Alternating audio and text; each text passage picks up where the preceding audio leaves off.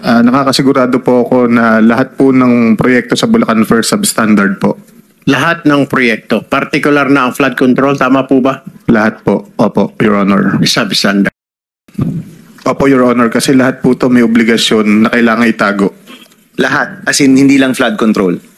Opo, Your Honor. Hindi po namimit ko ano po yung eksaktong nasa plano, Your Honor. So may plano ang DPWH, merong budget yan, pero dahil yung budget pinaghati-hatian ninyo, sa dulo, walang project na maayos na dumaan sa inyo. Wala po.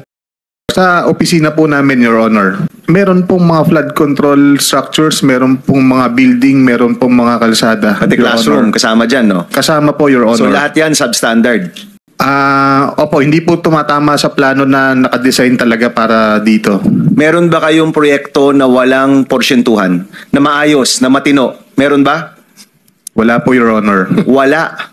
Anong years ito, Bryce? Anong years itong pinag-uusapan natin? Anong mga proyekto? Mula po nung dumating si Boss Henry, Which is 2019 po. 2019 to 2025. Up to present po. 6 na taon, walang maayos na proyekto dyan.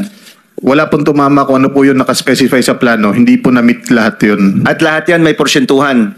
Lahat po, Your Honor.